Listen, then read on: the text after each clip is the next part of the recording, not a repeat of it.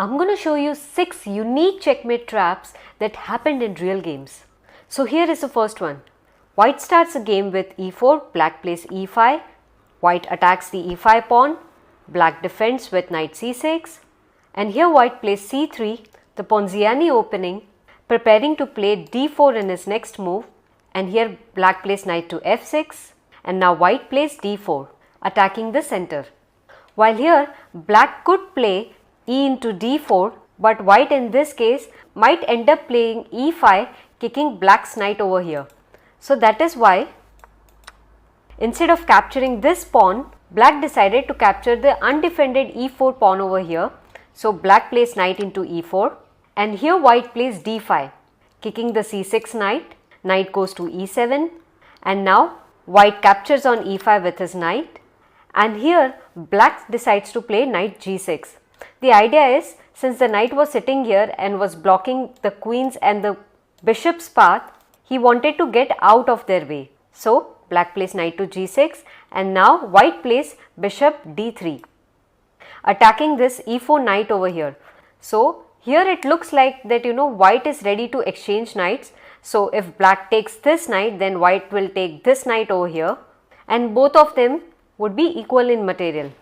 But black now thinks, since anyway this knight is gonna go off the board, why don't I play an in-between move, and that is knight into f2, forking white's pieces over here.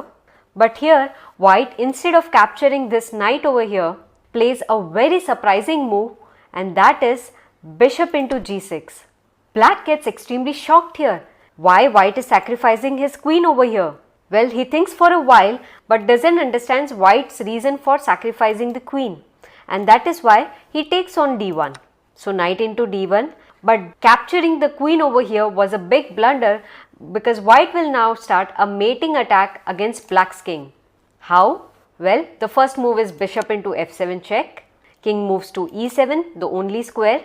Now white brings his other bishop, bishop g5 check, king has only one place to go, so king moves to d6. Now white checks the king with his knight, so knight c4 check, the only square that king can go to is c5.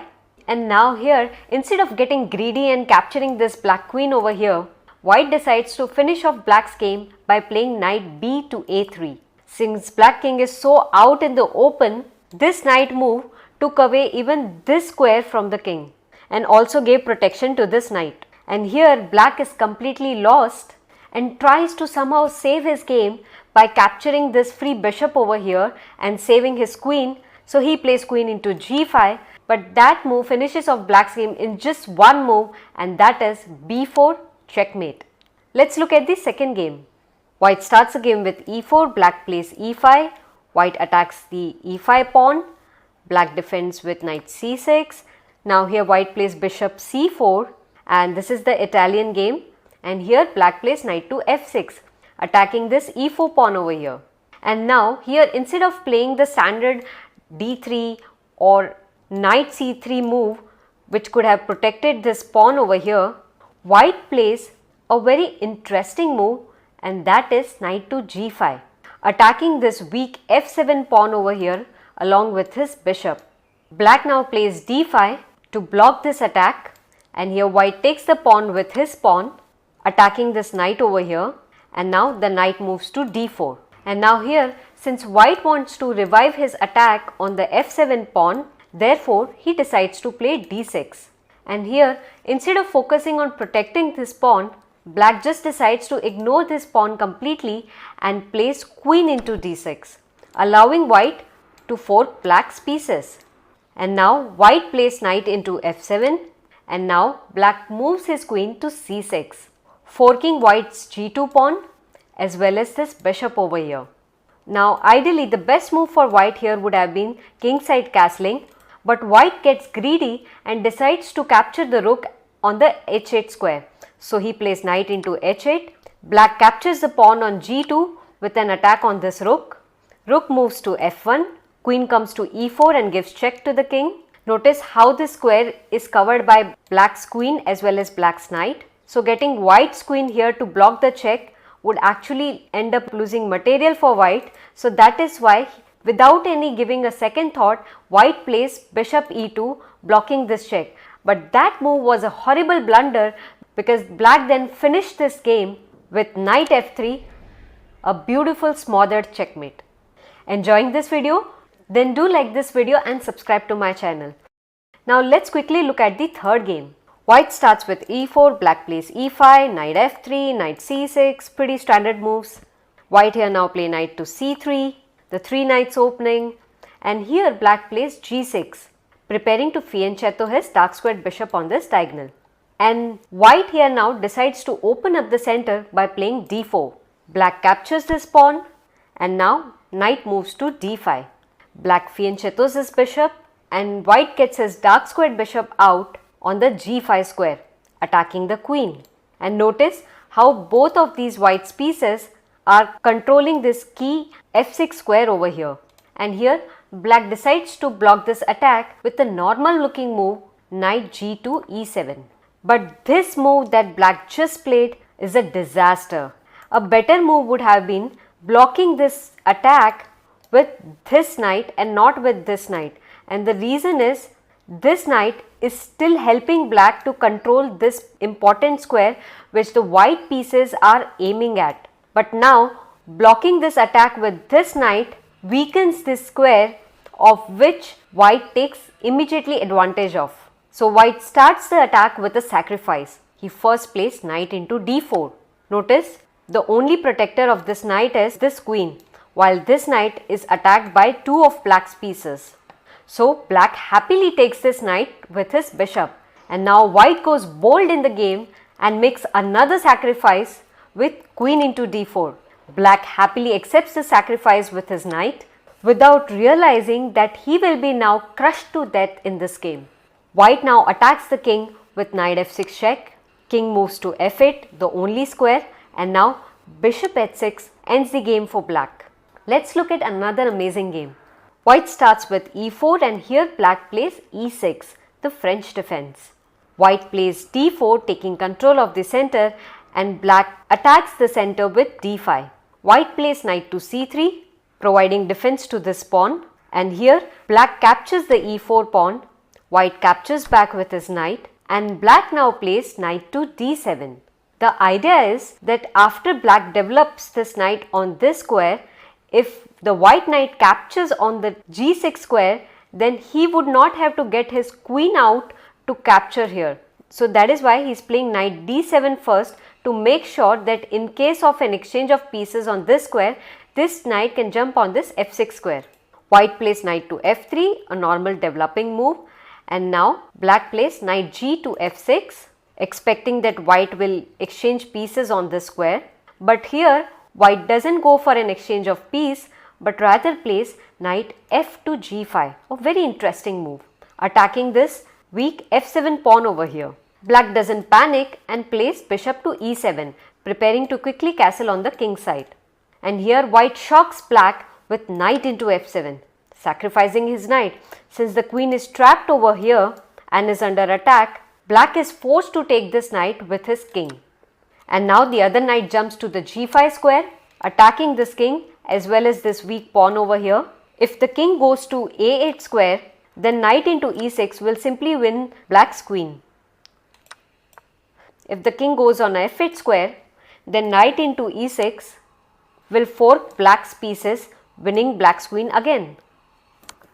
So that's why the only logical move here is king to g8. And now white happily captures this pawn over here, attacking black's queen. Queen moves to e8, the only logical square. And here white gets extremely greedy and goes for knight into c7, forking black's pieces. But that move was horrible because black checkmated white's game in the next move. Can you find that move? I'll give you 5 seconds to think.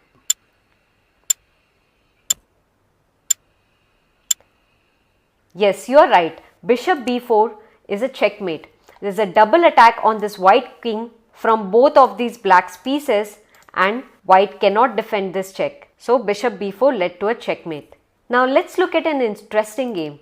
The game started with e4, black played c5, the Sicilian defense, knight f3, knight c6, and now white decides to open up the center with d4. Black captures on d4, white captures back, and here black plays knight to f6, attacking this pawn over here. White defends with knight to c3, and here black plays e5, attacking this knight, and white moves the knight to b5 square. Black plays d6, pretty standard opening moves, and here white plays knight d5. Notice how both these knights are aiming at the weak c7 square and are threatening to fort black's pieces.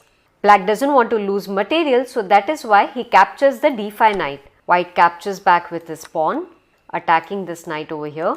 Knight moves to e7 square, putting pressure on this d5 pawn. And here white plays c4, strengthening white's control over the center and providing extra protection to both of these white's pieces. And here, because this knight is so nicely placed in black's territory, black was getting very uncomfortable with this knight. So that is why he decided to play a6, which looks very normal at first sight. But this move immediately worsened black's game because white then played queen to a4. Notice this pawn cannot capture this knight because otherwise this white queen will take this free rook over here and black would be terribly down in material. So black here decides to counter attack with bishop d7. Notice how this bishop is eyeing this queen over here and this knight is now pinned with an attack with this pawn, and he thinks his game is extremely good now without realizing that white can now immediately checkmate the game with knight into d6.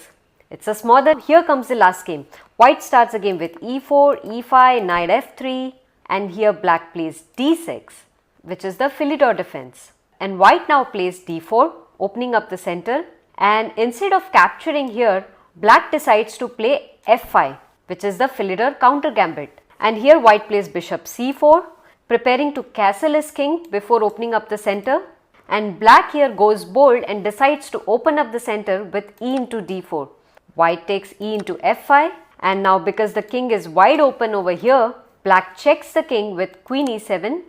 Now ideally, white could have blocked this check with this bishop over here, or maybe with his queen, or he could have also decided to move his king to this square, but here he plays a very interesting move, and that is king d2, thinking that since black's king and queen are lined up on the same file and this e file is wide open over here, in the next move white will be able to pin his queen to the king by getting his rook on this e1 square.